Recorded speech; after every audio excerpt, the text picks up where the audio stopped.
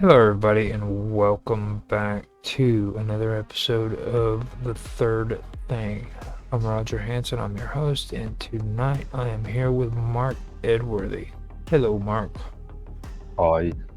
Okay, so before we get started, let me put the window capture back up so that we can get that all set up and going.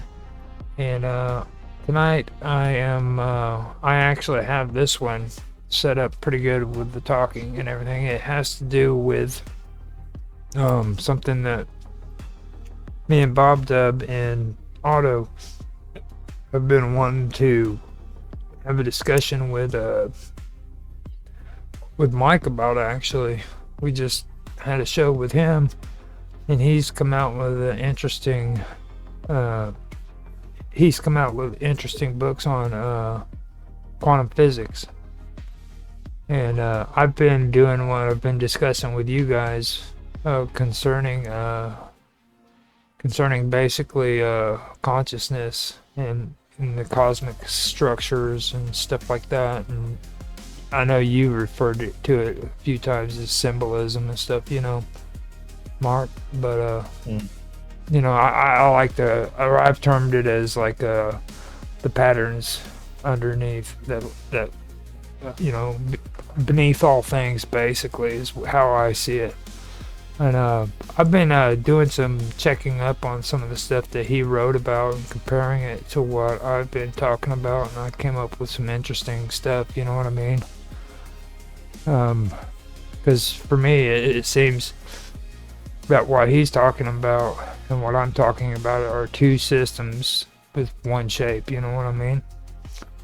Um, Okay. You know what I'm saying? Because have you ever done any research into unified quantum relativity curvature? Unified quantum. Relativity curvature. They usually call it UQRC. Is that Hawkinson? I believe so. Um, Yes. Yeah. A bit of Hawkinson, my time. That's not for many years, anyway. Well, it's a scientific theory that proposes that geometry, information, and quantum behaviors are different expressions of the same underlying structure, basically. And for me, I might get this wrong, but I called it my whole thing was the patterns beneath all things, basically. You know what I mean? And it's more of a philosophical model, which is which describes like how duality, and interaction, and triality, how they govern like emergence and consciousness and stuff like that. And basically, what I found with both of them is like both systems, they reveal like a shared architecture, basically. You know what I mean? And it has to do with coherence. It's got to do with curvature, and when it comes to like things like meaning, uh, meaning emerges from structured tension and not conflict. You know what I mean? But tension, Okay. but tension. Um, that's what I found out whenever I was doing a lot of the stuff, comparing what he was talking about with the stuff that I've been doing. You know what I mean? Because it started out with me and Bob talking about duality, and then I started getting into the cosmic weave and started talking about like the human brain and stuff of that nature. And then I started checking this out and cross referencing it with a lot of the stuff that I've been doing, and that's what I started noticing right there, you know, um, especially when it comes to like uh, when it comes to like tension and not conflict. That's the whole duality versus dualism thing that I was talking about, because there can be tension in a structure, Structured tension is basically what I'm saying. Like rest energy. You know what I mean? That has tension within it, structured tension. Things of that nature. I think I know what you mean. I'm a bit confused, but Well, when it comes down to like the role of duality and tension, I think is that's the thing that really needs to be discussed first of all. Like, if you take a look at duality in physics, that would be like gravity versus quantum behavior, or say freaking curvature versus uncertainty. You know, um, or like if you take a look at it in psychology, or even philosophy, that would be what I've discussed with you guys before about consciousness and then unconsciousness. There'd be chaos and order, and then self, and then other. That's duality. Now, after that, you look at how that unifies with the idea of unified quantum relativity curvature. It's about duality, and how it's not opposition. You know what I mean? No, I don't know what you mean. What the hell are you talking about? We're talking about oh, he's gone. Somebody else came in. yeah, No, somebody else besides him, isn't there? Or is he on two of them? Oh, there's Otto. Yeah. yeah. Cool, he came back in. Oh, you're much more clearly now. There you go. Yeah, I can I see see him. you got the full beard started. Men should wear beards. Yeah. He turned the light back on is what it was. He did. I was at the park one day, when I do my act, and the kids come up and they talk, and this little kid comes up to me, and his dad was there and his mom. His dad was shaven, and looks at me and says, "Why do you have a beard?" And I was completely nonplussed. It wasn't about usual things. So I just said, just off the top of my head, because I am neither a woman nor a child. And the kid's mom just started roaring with laughter. Even the dad laughed. It was like the first thing I thought. I was like, "Why do you wear it?" Well, I'm not a woman or a child, so I have a beard. It's just, men do that. They don't shave. It just happens. It's just, I know from the pictures I've seen, Rod, you shave, but you have to shave because you've got a beard coming out. Yeah, you have right. a beard. You just clip it off. So If I shave this off, it'll be back, I'd say, within 4 months. there you go. Like, And I gotta ask, you have an accent that is something like a friend of mine's, but my friend's from Chicago. I don't think you're from Chicago. Who, me? Yes. My accent, I've never been in Chicago.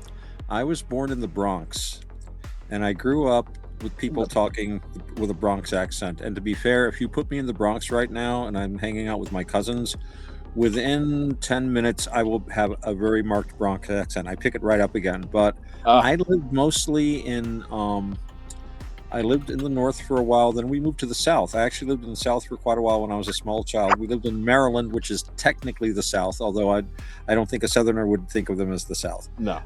But then we lived in Florida for a while, and then we lived in Central America. And I have a lot of cousins that are Latin. And if you like, although they don't call themselves Latin, they're Panamanian or Costa Rican or Brazilian or whatever. And then back up to the States, lived after that mostly in upstate, what we call upstate New York, East Central New York.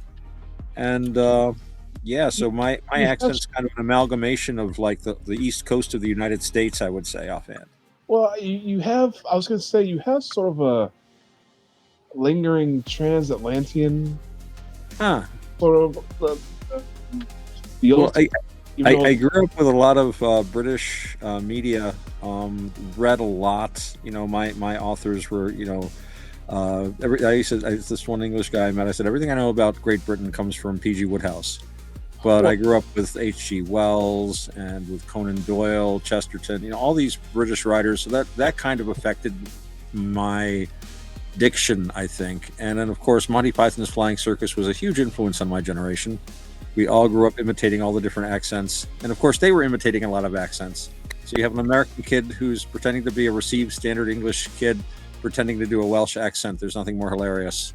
In retrospect. There is. And you're 10 years old and you're trying to do this, and it's like there's something more funnier than that. It's trying to figure out why that dude's always wanting to run back out in the water in the first episode. I still don't get that. Like, he comes on the beach, he turns around and he runs back into the water.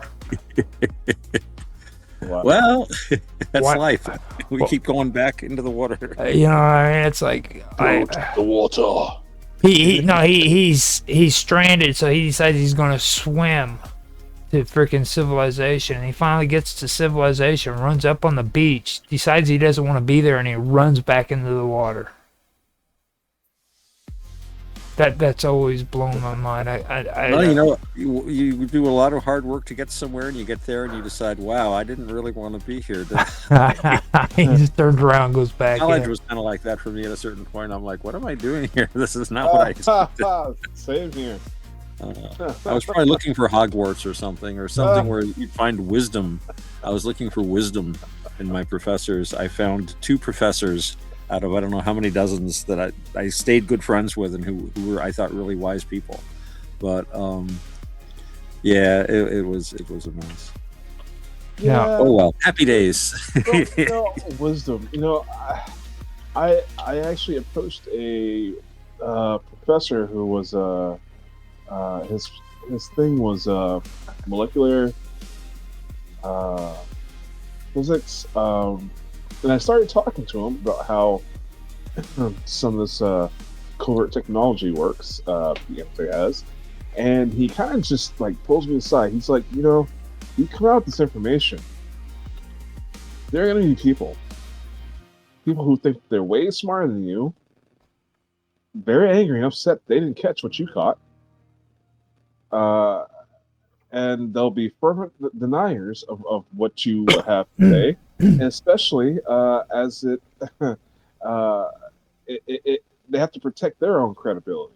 Mm-hmm. And so it would be very easy to call me a conspiracy theorist, even though the information I have is easily traceable through all peer-reviewed and government site listings of science. Well, that's what we were getting right. Like the stuff that I've been talking about.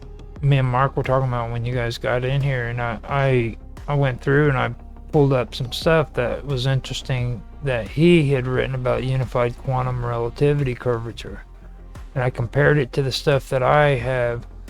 Now I was able to pull up notes too, by the way, Mark, so that you know. But what I called it, because I was having a hard time remembering what I called it, and it was the pattern beneath all things, and that's what I've been talking about, like the physical model.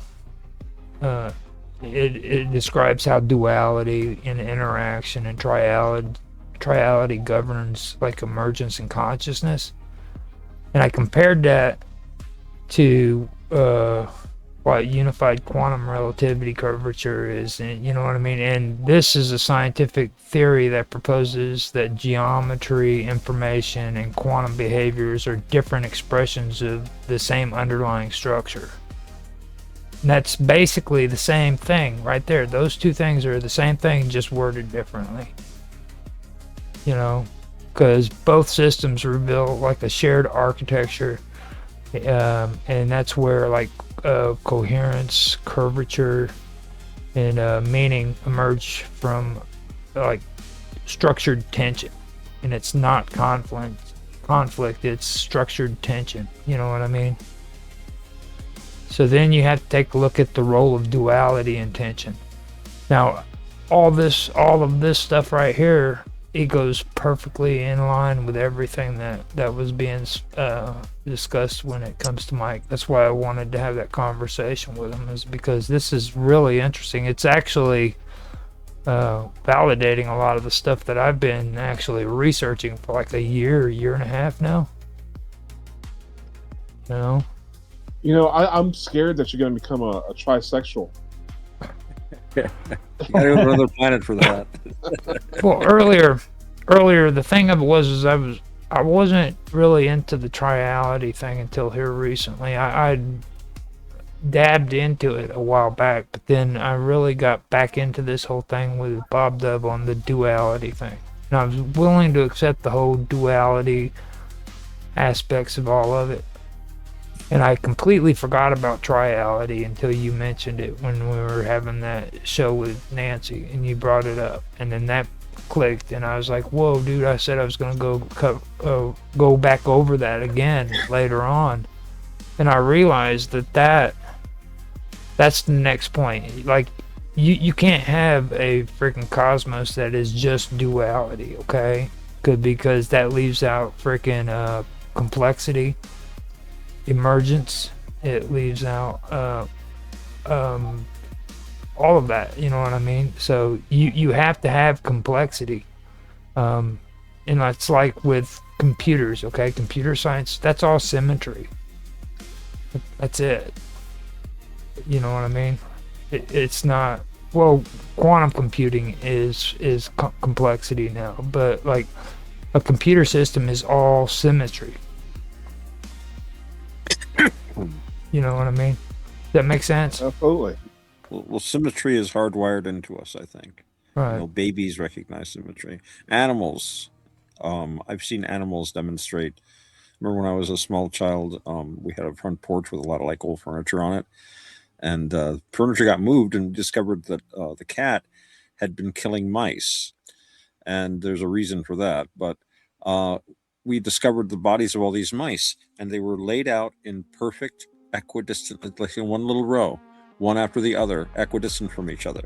And I remember once finding, on opening my door in the morning, right in the middle of my welcome mat, which I think actually said go away at the time, there was a bright blue robin's egg, right dead center. Now, it possibly could have been a message from the secret chiefs who caused a robin's egg to apport in the middle of my carpet, but I think it's more likely that one of my cats, which I had like a half a dozen at the time, decided to leave a gift, but it was right in the exact center, which shows that even a cat, and I'll conclude this little example, my favorite example, my cat Iggy, who is no longer with us.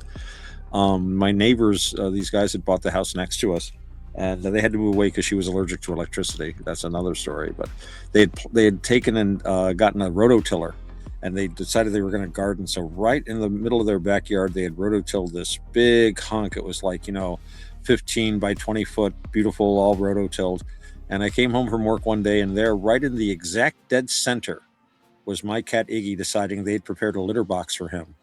And he was making it his in his own special way, just digging right in and, covering up his little scat. But again, right dead center.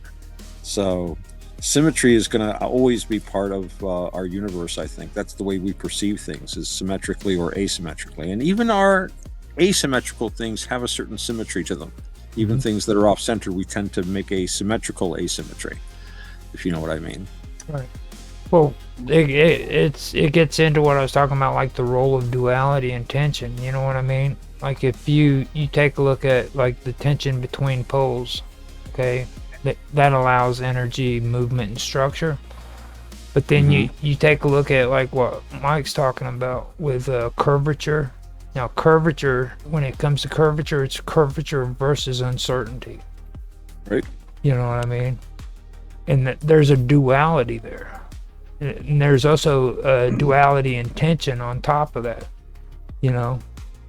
And that's something that really did stick out to me. That was the second thing that really stuck out to me. Well, I typically say you can't really have asymmetry, because if something just breaks off, you have something fractal. Get it? So it's fractal. That was a horrible joke, man. I'm gonna have to like rank you right It had up to be there. made, though. It had to, absolutely. I had to like clump you up there with Mark Witosik, like, and him and his dad jokes. Like you come like a close first or second, one or the other, but. At least I'm not doing my wife first date jokes, which are always unfortunate. Well, it's like I said with before. You guys have heard me talk about emergence and the third element. Okay. Now, if you take a look at that, and you take a look at both of these models, okay, both models, well, in both models, like interactions between dualities usually give rise to something new. That's something else that frickin' I noticed.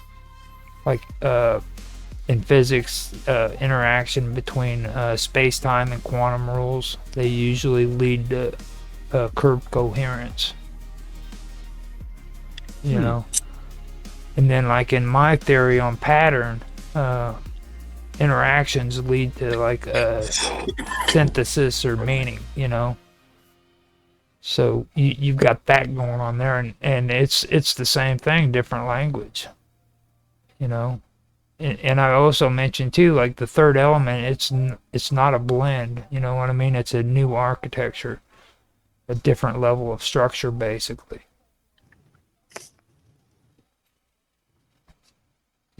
Does that, you guys understand that?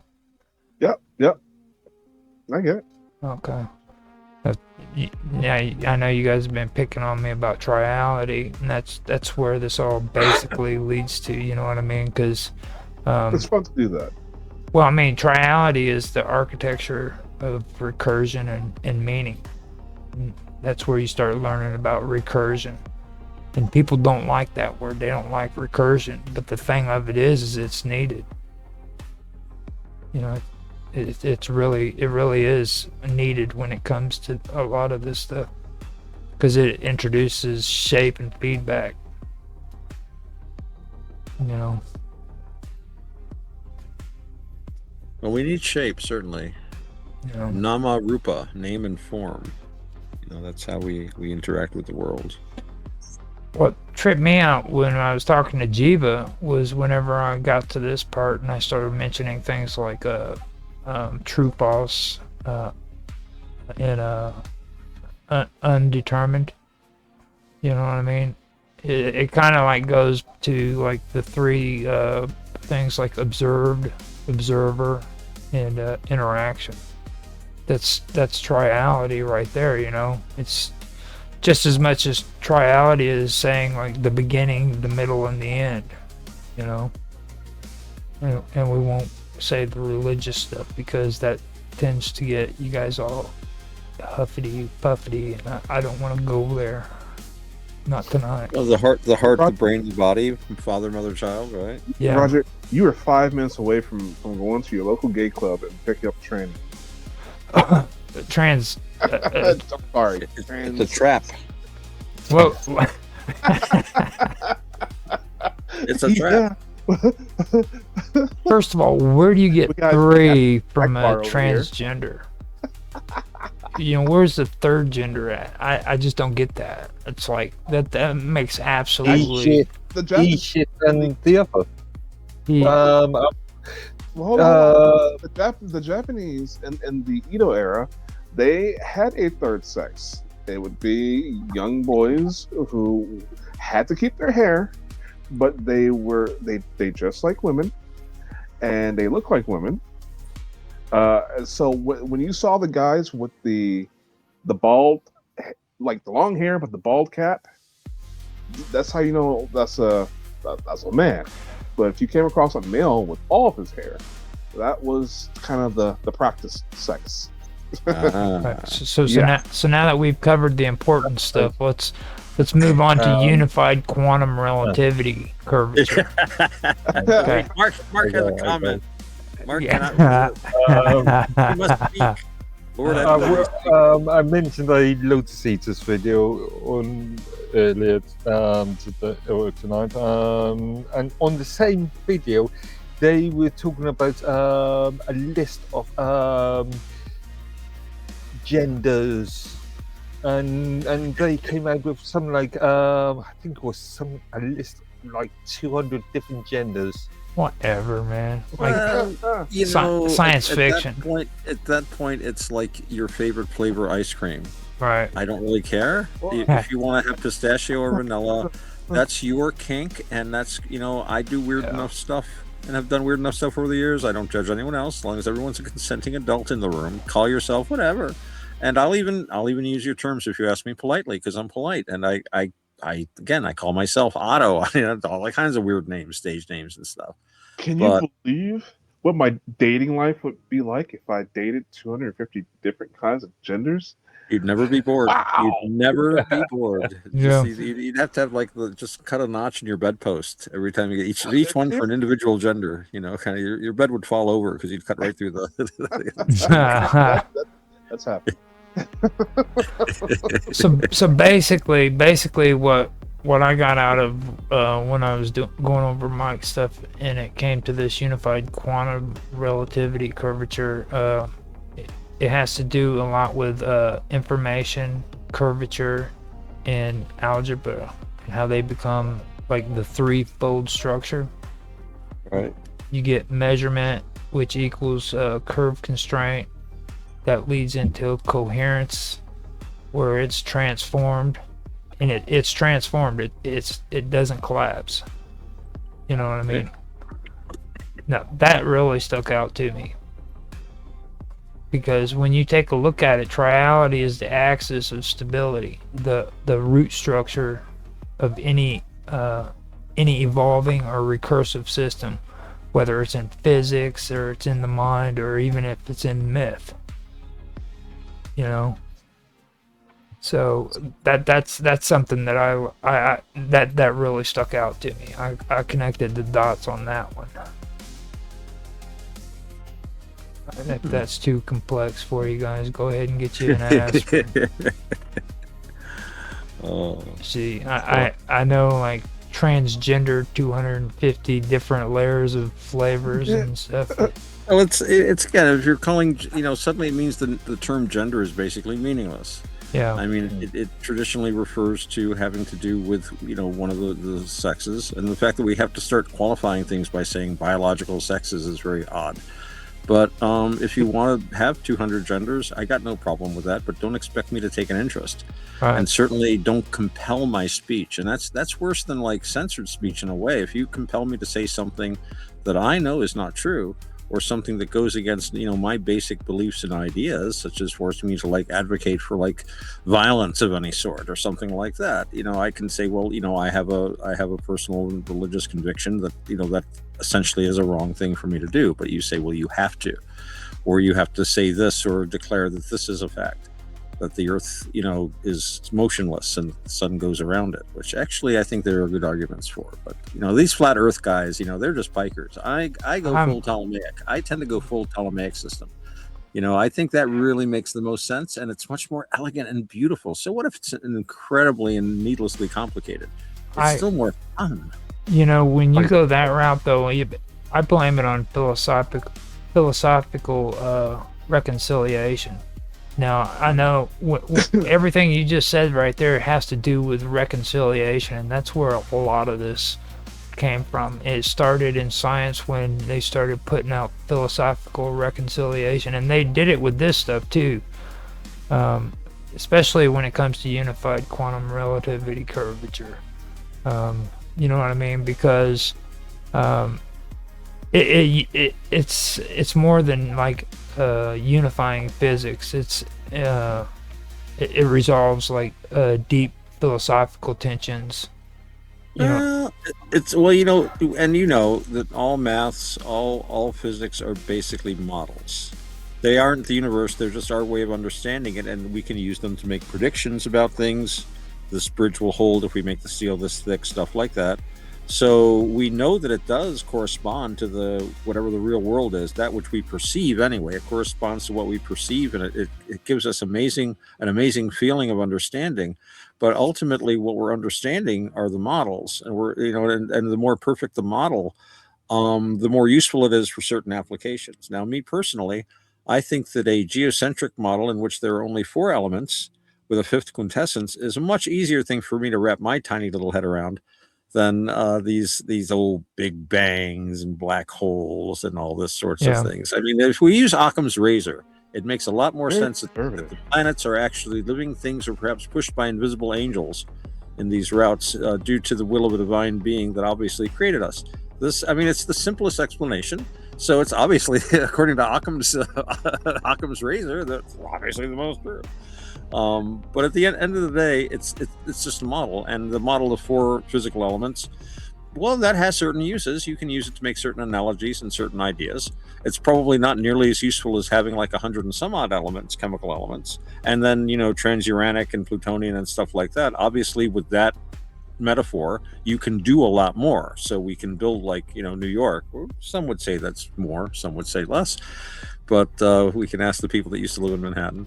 But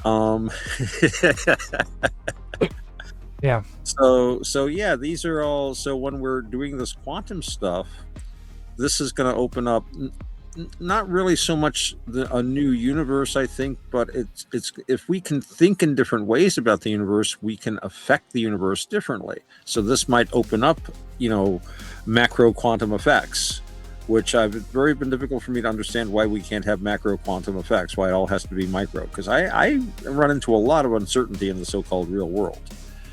Sort of thing. But as we understand this stuff more, who knows what we'll be able to do. So ideas like this, We do know macro. that are gonna, well, we know some. We're gonna know a lot more.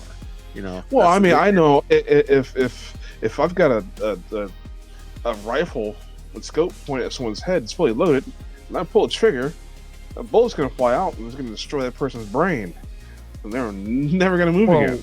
Well, you can make that as a good assertion, but then again, sometimes there's unexpected things. Somebody can like sneeze, turn quickly, a cartridge can jam. It's quite likely that that's going to happen, but you never know how the quantum, and Well, let me and that's part of the fun too. If we knew exactly everything that was going to happen, I mean, who would even bother paying attention? But it's this always this uncertainty that kind of can make things a little fun sometimes, By the way, No, I can actually put something into that. Now, if you take a look at like what I was saying with the reconciliation, okay, look at geometry and algebra and how it's being unified. Okay, you take a look at like the term being and then becoming. All right, and then you have geometry and algebra, which is also process. You know what I mean? I was just suddenly thinking about I love samurai movies. One of my favorite samurai movies is Ghost Dog. And there's a great scene where he's like cutting through the old roundup mobsters. And those guys, like, I have relatives like that. That's what the mob is like these days. They're just these has-beens. And he's got the guy in his sights. He's standing there with his arms spread, and suddenly the butterfly lands right in front of the scope. And that's the kind of chaos that can suddenly come in. And then it's like, okay, he's got to go in with his version of a katana and the short sword. Just good. I always liked that the way he would go in using the two pistols like that. That was a really well done samurai movie. I mean, I can argue about production details. There are bits and pieces I can criticize, but overall, I would rank that up there with any major samurai film. Anything by Kurosawa. I've got to know, with you and all this Buddhism stuff, have you ever even hurt another living creature? Have you killed anything in your life? Unfortunately, I have been harmful sometimes. Yeah, I've done some pretty terrible things, especially before I really understood Buddhism. Oh yeah. Have you killed a mouse? Yeah. In Buddhism, there's something they call ahimsa, harmlessness, and you want to be as harmless as possible. I get looks from I work at outdoors, and like if there's like a little woolly bear caterpillar crossing the path, I'll pick it up and get it to the other side so no one treads on it. Stuff like that. I try to be good because I know I haven't always been. What about flies and mosquitoes? I don't kill flies anymore. I used to kill flies. I used to go around saying I am the fly killing Buddha. That's when I was into all that Mahayana, all that heretical Mahayana gobbledygook. Mahayana. I don't think You say it a lot nicer than Jeffy does. Like when he says it, he likes to like enunciate Mahayana. Oh wow, those guys. I'm not going to go on about this. My question is relevant. See, fly killing Buddha. The fly killing Buddha. Well, that was kind of a Zen idea, which I don't really subscribe to much anymore. It was not anyway. It was not really. There's a theory that any action that the whole thing is karma or kama, we say in Pali. But if you can perform an action without any desire or any feeling about it, basically, if you can be completely neutral about it, you don't produce any karma. Karma is a mental state. Basically, yeah, but this was the key to the Zen sword and the Zen archery of the Japanese. And this is why this is rejected, and it was held in control by a very, very rigorous social code and social order. And I've talked about this, and this is what I wanted my next talk to be about. I have that saying that the illuminated mind is an arrow flying straight to hell, because you can unlock these things, and if you don't know that they are simply a step, and if you don't have the other training to control and understand what's going on, then you're just beyond good and evil, and then you just decide to do evil, which is as bad in a sense as doing good. I mean, ultimately, you don't want to do anything. But the Zen guys had this whole idea that, like, nothing is permanent, nothing is real. The blade is unreal. The neck of the person is unreal. An unreal thing is passing through an unreal thing. No karma is created.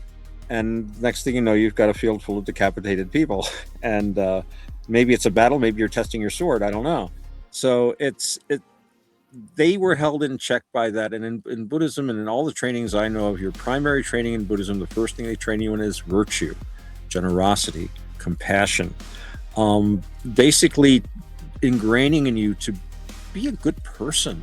And the thing is, this isn't because other people are deserving of niceness. It's usually it's the opposite. But the thing is, when you engage in these activities, which Buddhism would call very unskillful, you're really hurting yourself more ultimately even than the other person. Mm-hmm.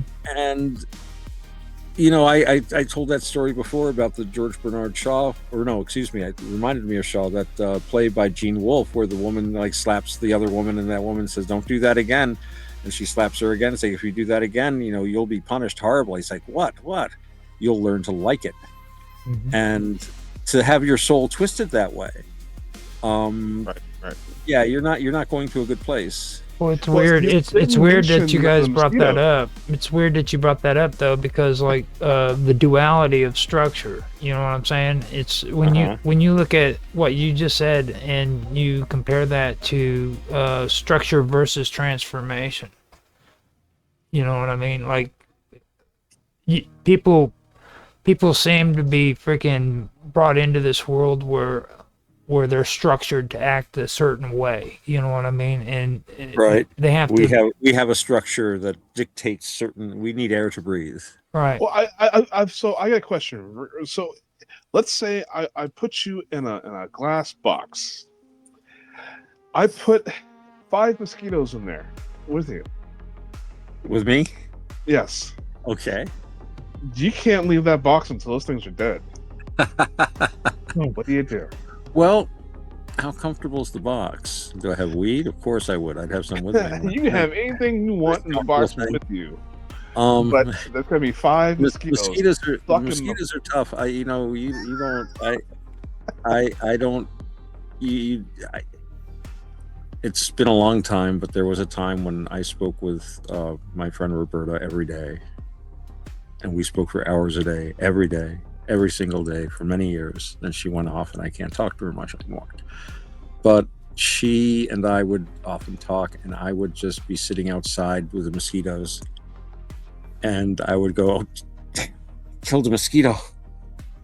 Sometimes I would just like, mosquitoes are tough, but I used to do a mosquito meditation. No. Yes, and it worked. And this was I was more into the quick ascent, short path, tantric kind of Mahayana, Vajrayana gobbledygook.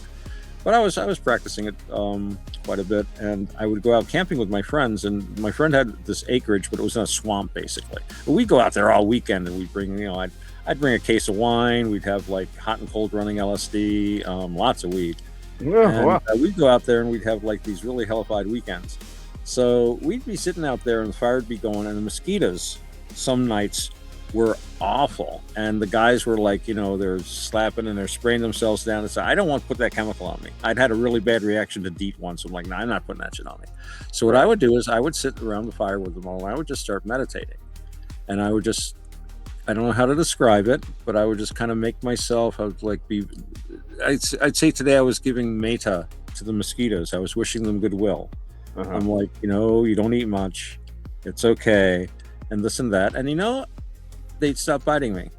And I'd sit there fine in shirt sleeves and my friends would still keep slapping themselves. Now, that being said, I also freely admit that they were being a lot more active and I was sitting there cross-legged and breathing regularly. So I would guess my body temperature might have been a degree or two lower. I also realized that mosquitoes sent, carbon monoxide or carbon dioxide that's given off by the skin, and they were probably generating more. So there's that too. So I do not completely discount the physical effects of meditation, but I also don't discount the mental effects.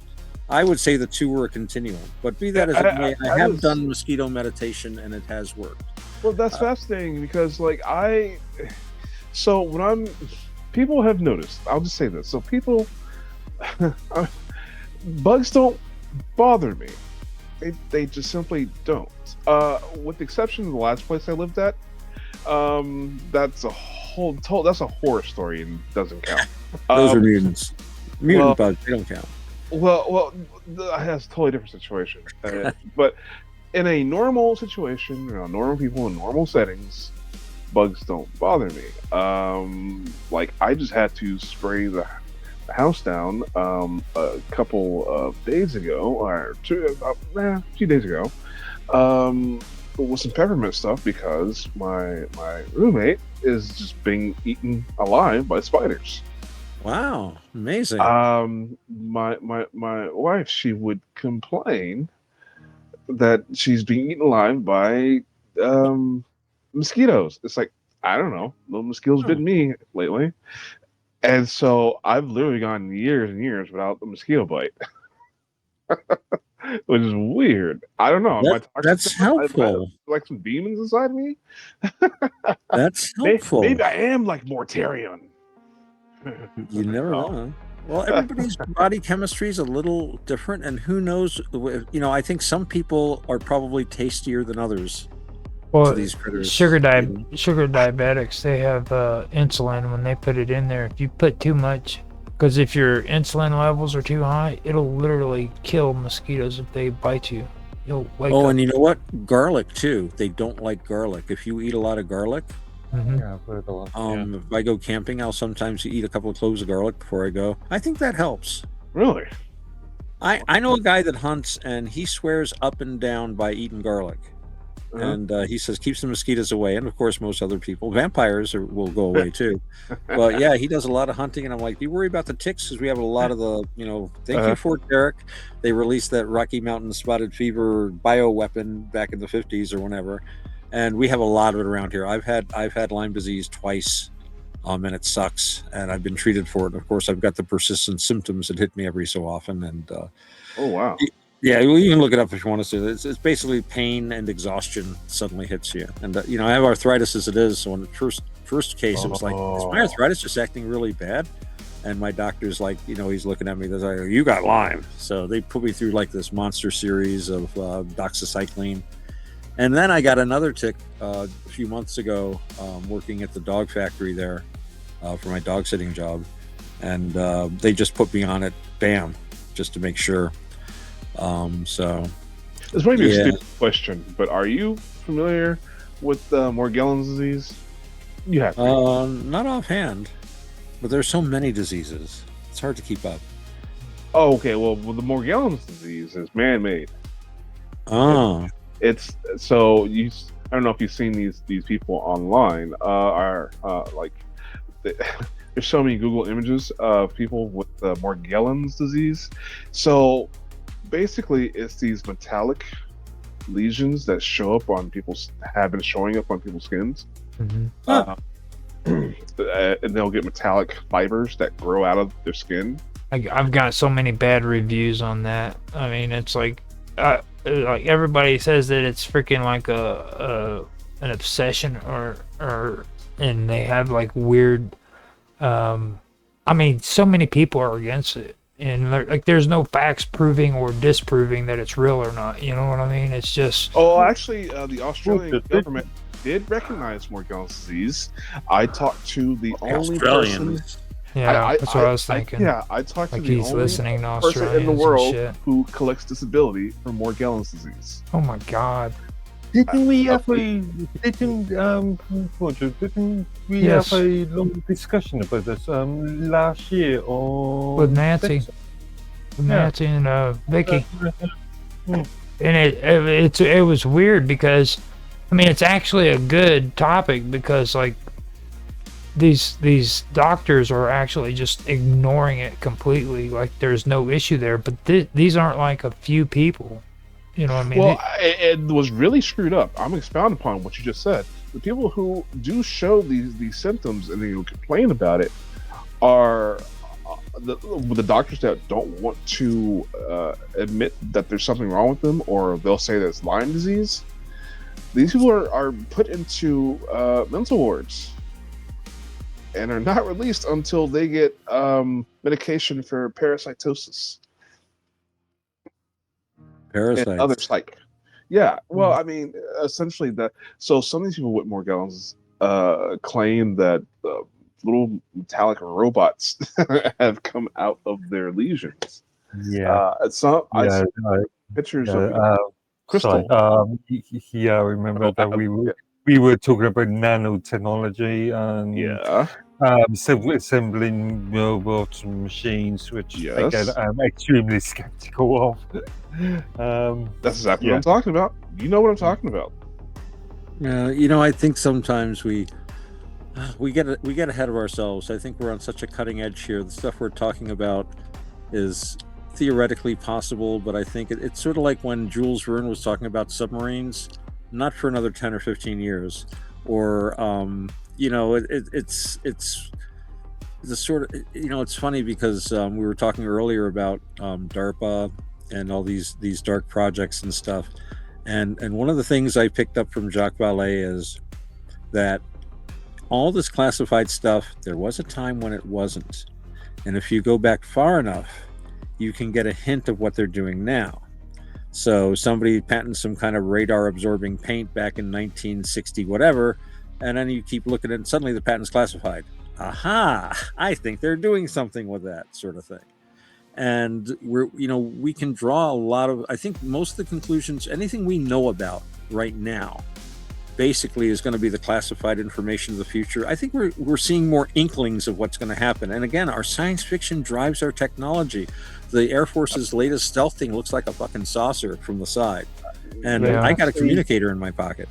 Yeah, actually, that also goes around the opposite way as well. Things that were made for military usage are now commonplace. I mean, I'm thinking of Teflon. Yeah. Velcro. See, it's weird how you guys mention all that stuff too, because like this actually goes, because you're falling right into it. When he was talking about that Morgellons disease, okay, and all of the topics that you're popping up here, this goes right into the next thing that I was getting ready to talk about when it comes to like mind and matter and entropy, through entropy actually.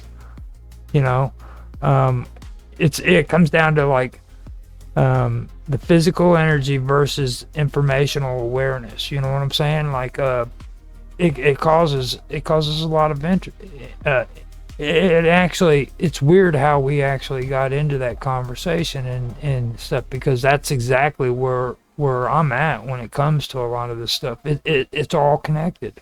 You know what I mean? It's all about it's a matter of information flow. You know what I'm saying? I know that it sounds weird, but it's not. Entropy basically is where it's not just disorder. Okay, it's like a structure. Right. It's a structured difference, and you can look at it like a bridge that's between the mind and matter, basically. So when people have this Morgella disease, I mean, is it really their mind playing tricks on him? Maybe. causing this to happen to their skin? Well, I think- so you're talking. Well, there are symptoms. I don't know anything about this, but symptoms are obviously observable. yes. Mhm. Like, so there's lesions. What's the mainstream explanation? The mainstream explanation is that it's Lyme disease. This is what- With fluorescent metallic patches? Lyme's been around a long time, and I live in like Lyme Center, USA. And I've had Lyme. I've known guys that get Lyme.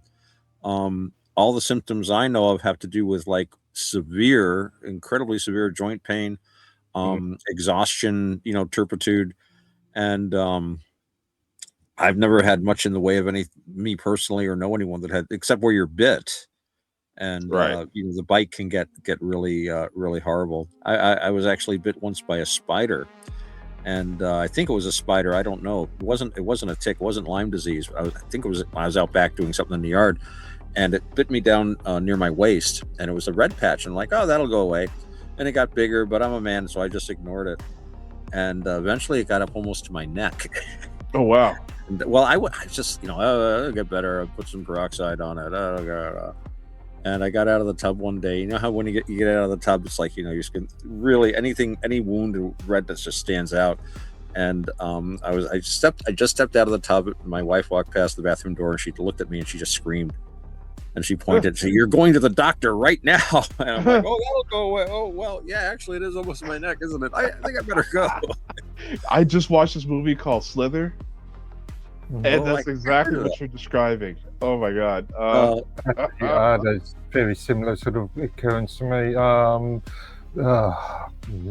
Must have been 20 years ago, 15 years ago. Suffered from shingles.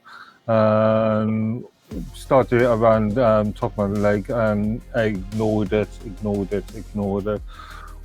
Went as far as my as far up as my butt crack and as low down to my ankle. And then I decided to see the crack. That's That's getting close takes to a lot to get a spooky. man to the doctor, I think sometimes. That's getting close to spooky action right there. You guys are talking about this thing, and this has become so reoccurring in the conversations that I have. I don't know if it's because I'm getting older. The people I talk to are always older, but I don't know. But this seems to be a theme that keeps coming up, and it's like, oh, I ignored this, and now I have this problem, or I ignored that, and I had that problem, and I'm just hearing horror story after horror story. I have enough issues of my own that I've been ignoring like 10, 20 years, and I've lately just started going to the doctors. And so I'm Welcome to the club, my friend. I'm regretting not going to the doctors. Yeah. I could have Only prevented. getting dragged there by the ambulance or something. Well, once Mark started talking about his butt crack, and then you started saying that actually does go into spooky action. When you look at it from when it comes from a scientific point of view and stuff. Oh, not like an entanglement like how Jada Pinkett Smith had, right? Not that kind of entanglement. No, well, what it is basically this harmonizes with like holism or mysticism and or symbolic unity and stuff like that. You know what I mean? Okay. So spooky action is basically reframed as like